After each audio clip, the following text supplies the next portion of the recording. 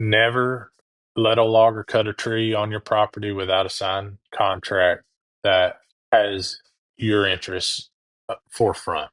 That's something that's often overlooked, surprisingly, and particularly in a state like Tennessee, where you don't have any requirements for foresters to be licensed or registered. Then you can make a deal on a handshake and start cutting trees. And next thing you know, you're calling me because things didn't go as planned.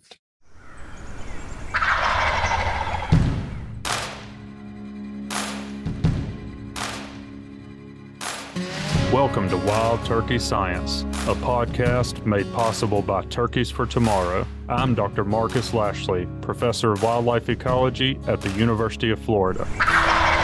And I'm Dr. Will Gulsby, Professor of Wildlife Ecology and Management at Auburn University. We're both lifelong hunters and devoted scientists who are passionate about hunting, managing, and researching wild turkeys. In this podcast, we'll explore turkey research, speak to the experts in the field, and address the difficult questions related to wild turkey ecology and management. Our goal is to serve as your connection to wild turkey science.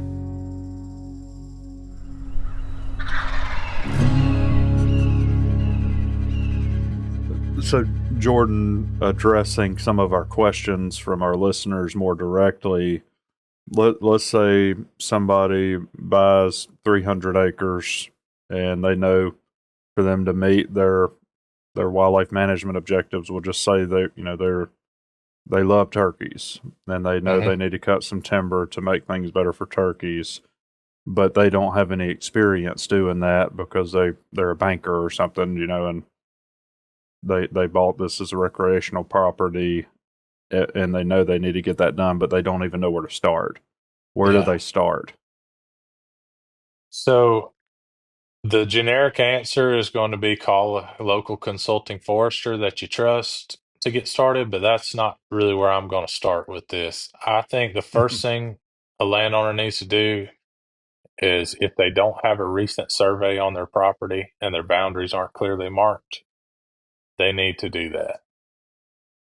Because that's typically going to be the first thing forester, or if you're not working with a forester, a logger or a mill should ask is, are your boundaries clearly marked? Do you have an up-to-date survey? And I've ran into that so much where I come out on a property, they're ready to start cutting timber. They're like, how fast can you start?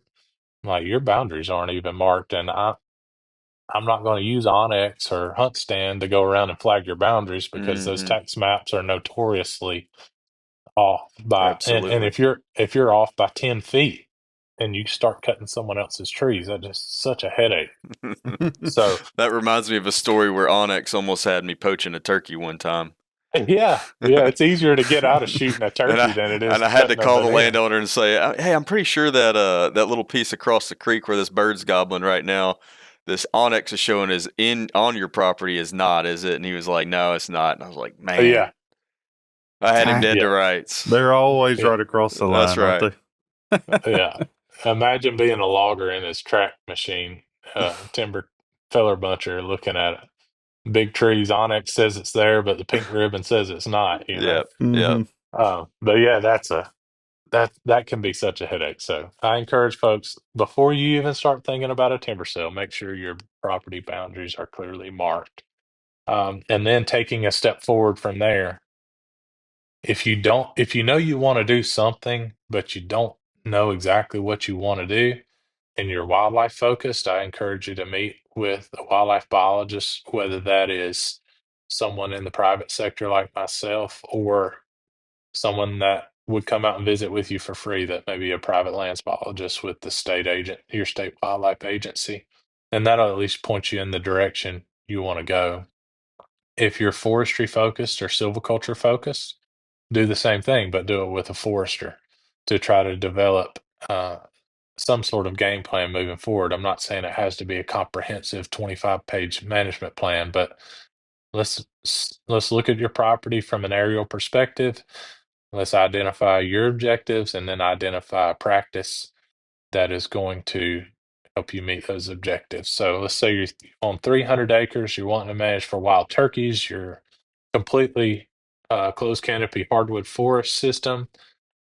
I meet with you and we decide that we want to implement 4 woodland harvests on the ridges of 4 prominent ridges across your property, leaving the hillsides forested or undisturbed and the valleys undisturbed. And in conjunction with that, we're going to do 3 clear cuts to convert 3 areas to fields that you can manage for early succession and or food plots. So now we've identified a project. We've identified enough acreage and reasonable treatments to be able to do it commercially. If you say, I have a really nice field over here and I want to edge feather it, so there's going to be about 5 acres affected, I can't help you from a commercial standpoint. You're just either Hmm. going to have to do that yourself or pay somebody to come do it. But if we're doing a bigger project, and what I tell folks, unless they have just really high quality timber that they want to cut, we're looking at 50 acres or more. And that doesn't have to be contiguous, but 40 or 50 acres or more in terms of a project size to do a commercial timber sale is a good rule of thumb. So in that example I just gave, we've got a few ridgetop woodland units we're going to create, and then we've got some clear cuts that are then going to be converted to fields uh, to be managed for early succession and or food plots. And then now we've got enough acreage to move forward, and that's just an example of how to work through that process, and then you move forward with the inventory to determine how you can best sell the timber. Hmm. In a woodland sale, I typically enjoy marking the trees to keep as opposed to the trees to cut, because it helps me visualize the end result better. And it also, I think, helps the loggers protect those retention trees more. But some people just don't like looking at paint on their trees for a few years after harvest. So in that case, you want to buy more paint and paint the trees you want to cut. But I can promise you the turkeys and deer don't care about the paint. Jordan, I imagine that's probably one of the most common scenarios that you encounter when somebody purchases a tract that they primarily intend for hunting recreation is, this place is predominantly closed canopy hardwood forest. We need to thin some areas out that we can manage with fire, and then we need to create some fields that you can plant, manage for native early successional vegetation, or maybe even both. Is that right? Hmm. So you're going to be doing some thinning or some selective harvest, maybe with an eye towards, forest stand improvement. So removing the lower value species, leaving your mass producers behind, setting up a burn rotation there, and then doing your clear cuts in your areas where you intend to manage for fields or for whatever purpose. Yes, that's a very common scenario, and I didn't have that example pre-scripted. I literally Yeah. just dug in my head as to what I'm Yeah. used to doing, and Sure. so that's where that came from. Right. Um, and that's common. Now, if you're and even if you're silviculture focused as opposed to being habitat management focused, that's a very common prescription. The difference is that woodland is not being maintained by fire. It's Hmm. a shelter wood, and we're working towards promoting oak regeneration. So we may burn it a few times to help the oaks outcompete yellow poplar and maple. Once they get established, you take off the overstory and let them go about their business growing into a young forest stand. Yeah. And then too, I guess, what's so valuable about that entry step, that beginning step in the planning process of working with a professional forester or a consulting biologist or both is that they will help you think through all of your whole strategy for where you cut based Mm, on the price of that product, whether or not that site is going to be conducive to burning going forward if you plan to manage it with prescribed fire, thinking about the soil quality for food plots and the strategic location of those food plots that's going to affect their huntability, all sorts of things that those folks could help you with in terms of planning out that harvest, from a financial perspective, from an ecological perspective, and then from a hunting strategy perspective too. mhm. Mhm. Yes, absolutely. And I would be remiss if I didn't say, uh, I firmly believe in interviewing multiple candidates to be your forester or your biologist. Hmm. Um, there's a wide spectrum of quality out there available, and um, this is something you need to get along with the person. They need to communicate with you well. They need to answer the phone when you call, and they need to put your objectives first. And if you don't know your objectives, they need to have the ability to educate you and help guide you into making a decision that you're comfortable with. I see I see situations often where a forester, or foresters in particular, are notorious for this, going in and just telling people what they need to do, Hmm. and what they think they need to do, and oftentimes that limits your ability to be creative from a land management standpoint, Hmm. especially if you have hunting in mind or habitat improvements in mind that don't align with traditional silviculture. We have to be able to be creative in the wildlife management world in order to meet our objectives sometimes, and particularly in order to maximize our ability to harvest Yeah. those animals we're managing I for. think that's a really good point, Jordan, and Mhm. I think it's probably becoming more clear to our listeners with a lot of the guests that we've had is that there are foresters that are very wildlife minded. You know, like Hmm. Jordan and like Michael Heatherly that we recently talked to, Ted DeVos that we've talked to on the show in the past, and I'm sure that there's several others that we've even had on this show that I'm leaving out. But talk to those folks, and if through that conversation you're hearing only things about the silviculture side of the equation or the forestry side, and they don't really seem to be interested in those wildlife objectives, those are clues, right? That they may Mhm. not be a good fit for your particular situation. Yeah. Yeah, and to turn that around, like I have a degree in forestry. Jordan, you've done a bunch of work. Obviously, you're now practicing. Will, you do a bunch of work that's forestry based. We have wildlife objectives, Right, but not all biologists are thinking that way, right.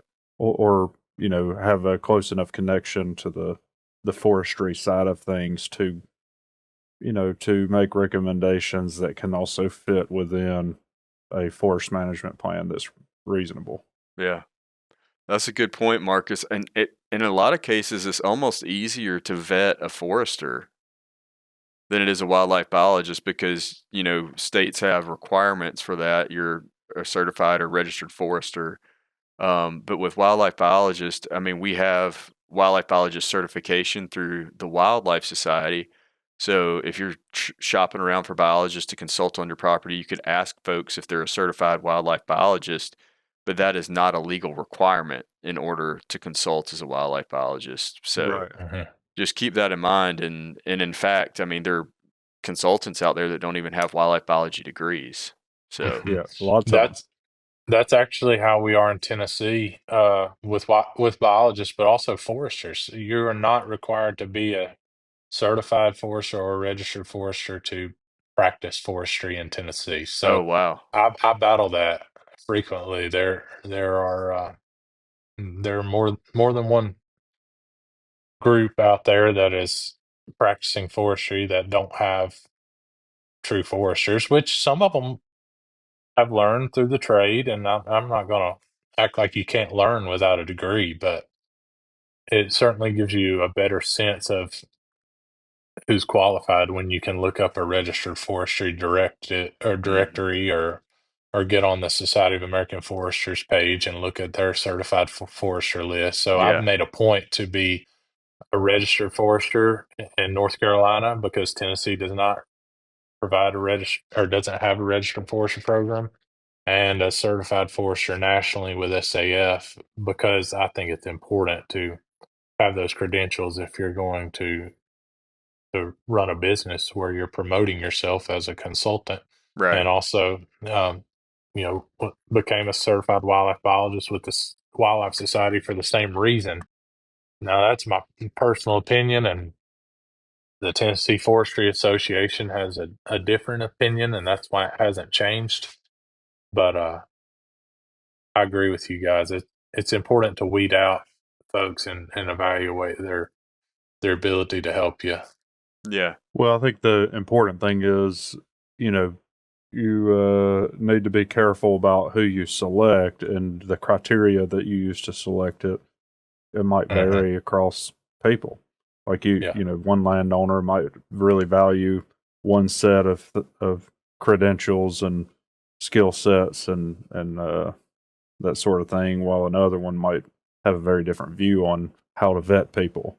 Mm-hmm. But Hmm. the important thing is taking time to do the vetting to get the right person for your context is important. Yes, I run into folks that are in a hurry all the time. And it does not pay to be in a hurry when you're about to conduct a timber sale. Yeah. Yeah. You need to plan it out and prepare.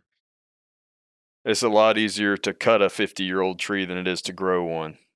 Yeah. Correct. Takes very different amounts of time. So, Jordan, we're kind of going down this road a little bit, and I think people have a pretty good handle on the importance of working with a forester and even a wildlife biologist to, to try to do these things. What are other ways, or maybe I'll phrase it a different way? What are some things that landowners mess up during this process? Things that they could avoid that or ways to protect themselves. Are there other things other than trying to find professionals that can Mhm. help? Well, yes, if you got the right professional, they'll help you with all of those things as well. But I think I want to mention something before I forget. When conducting a timber harvest operation that is not designed to maximize income, remember that you have different objectives than maximizing income. So you can't pretend to be maximizing income and pushing for the highest prices and asking the logger to pay you a much larger proportion of the timber value than is warranted due to the complexity of the type of harvest you have or the quality of timber that you're willing to cut. I see that a lot where you have a landowner that wants to conduct a timber sale. They have, let's say, wildlife focused objectives, which means that we're not cutting a lot of the most valuable trees on their property, but they expect similar values or similar rates as you would get if you were just clear cutting it, where it's Mm-hmm. very straightforward, simple, and maximizes efficiency for the logger. So remember that, or be prepared to make some concessions to improve the quality of the work that is performed on your property, as opposed to trying to have your cake and eat it too when it comes to money. Mm-hmm. And just decide which is most important to you. It's not right or wrong either way, but a lot of times the quality of the job is so important on how you move forward with the future management of your property that you don't want to compromise that by being so hard to deal with that nobody either wants to work with you or you end up having to work with somebody that's not necessarily the best option to perform that quality of work. So I just wanted to throw that in there. And to circle back, never let a logger cut a tree on your property without a signed contract that has your interests forefront.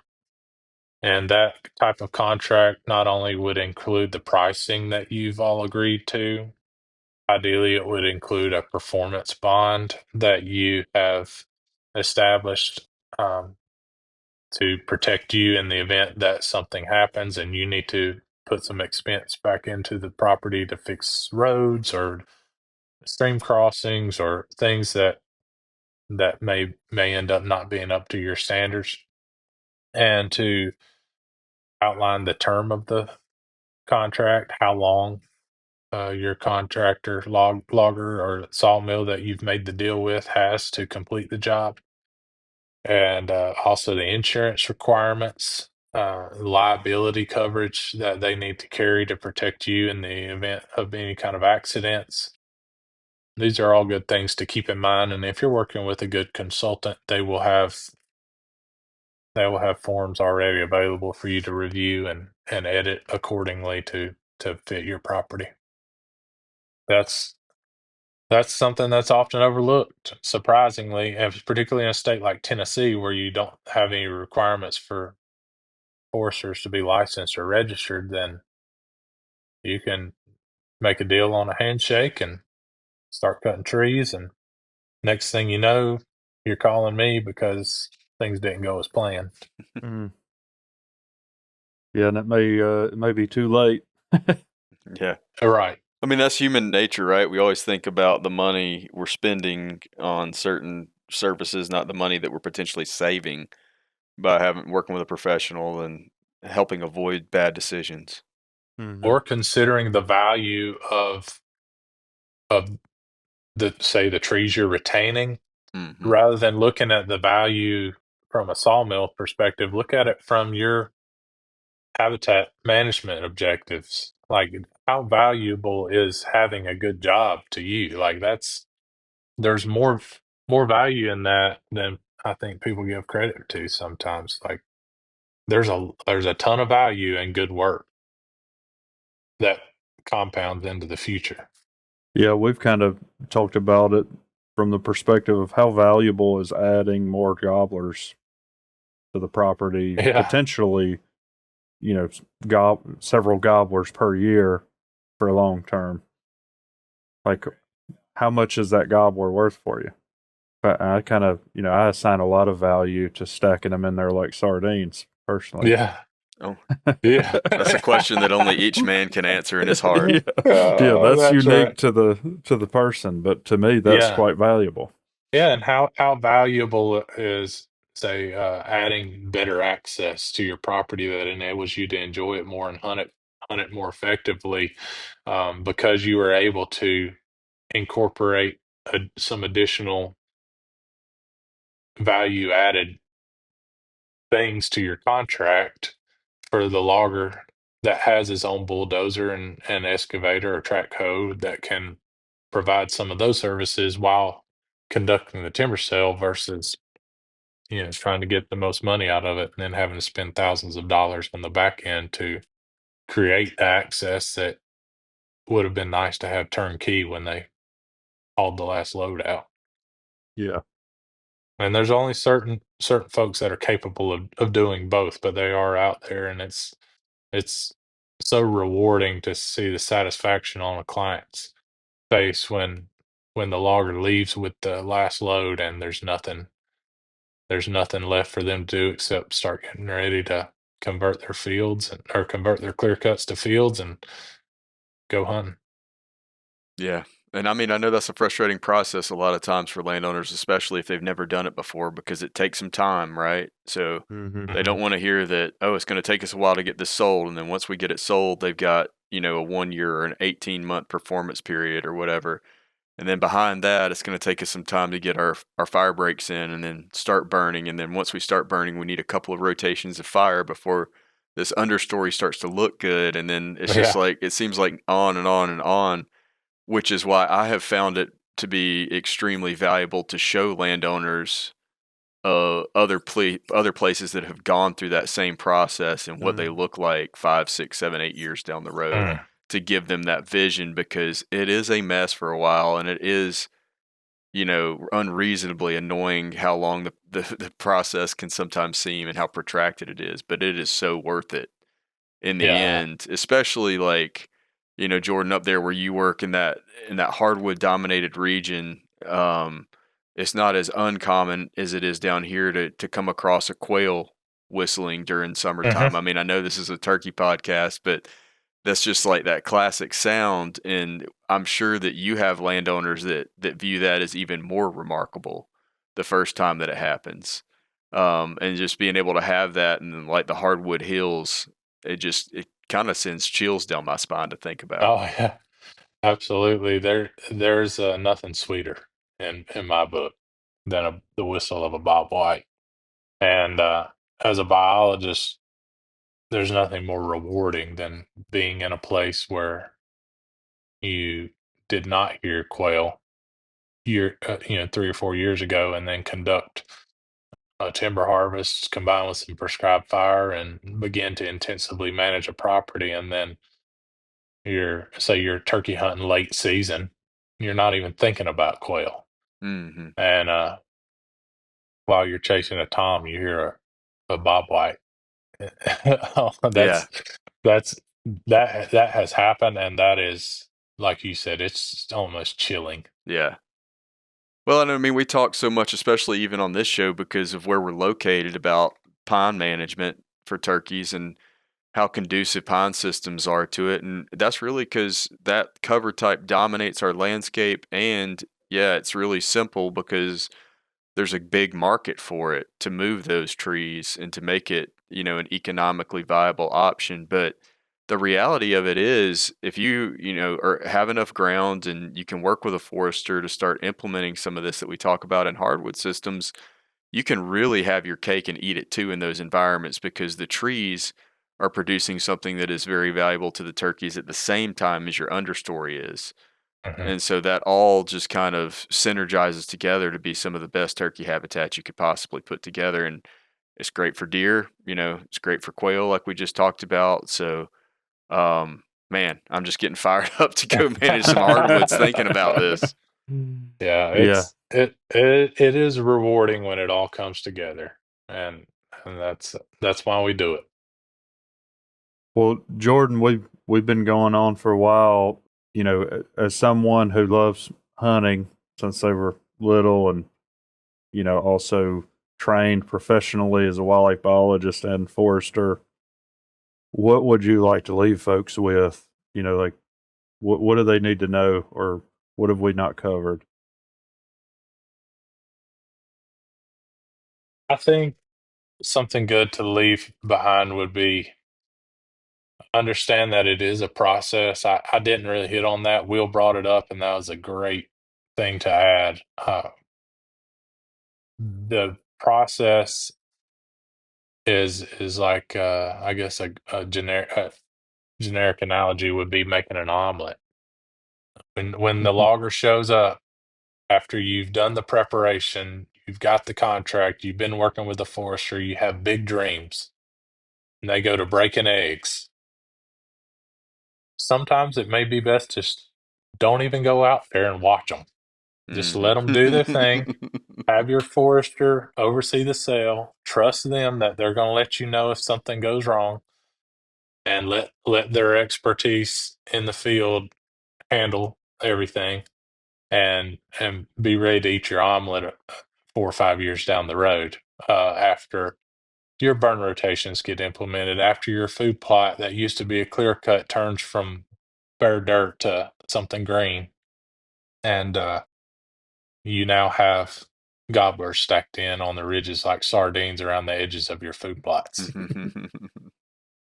No, it's just be patient. Understand it's a process, and that in many cases, cutting trees is phase one of the process, and but it's one of the most critical in scenarios like we're in here in Tennessee, and down in Alabama, where it's pine country. Um, it's no different. If your landscape is primarily closed canopy forest, then adding sunlight and fire to the equation changes the game for you. So it's necessary. That's it. I Yeah. mean, we're like 150 something what episodes deep, but it all boils down to a question. Let's make it as complicated or as simple as you want. And the simplest way to look at it is it's a question of sunlight allocation. Hmm. Where do I want my sunlight? Yeah, I want to make my sunlight into gobblers. Yeah. You can do that, and it will happen. Oh yeah. What would you like sunlight to be turned into? Making sunlight into gobblers. Yeah. I love that. Seems like a good Seems title. like a I'd, good bumper sticker or I'd t-shirt. wear. I was about to say I'd wear that T-shirt. Yeah. There Wild it is. turkey science. Making sunlight into gobblers. Since 2023? Is that when Yeah. we launched? Yep. Something like that. January 2023. Love it. Man, That was a good one. that's crazy. Well, that was a great episode, Jordan. We appreciate you taking the time to do this. I know you got a lot of things going on, a lot of folks you need to help turn sunlight into gobblers. But Yeah, I can't wait. we appreciate, all the help with this and all of what you're doing out there. And thanks everybody out there for listening. We really appreciate all the feedback. Another one of these episodes that, we kind of hit that critical mass where people have pushed us to do this. And, that's what. A lot of requests on the management implementation lately. Yeah. And, as soon as we did the pine, they were like, wait a minute, we got to have some hardwood.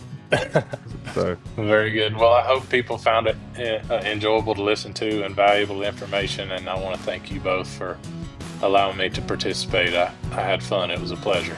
Yeah, Yeah. you made the show. absolutely. Wild Turkey Science is part of the Natural Resources University podcast network and is made possible by Turkeys for Tomorrow, a grassroots organization dedicated to the wild turkey. To learn more about TFT, check out turkeysfortomorrow.org.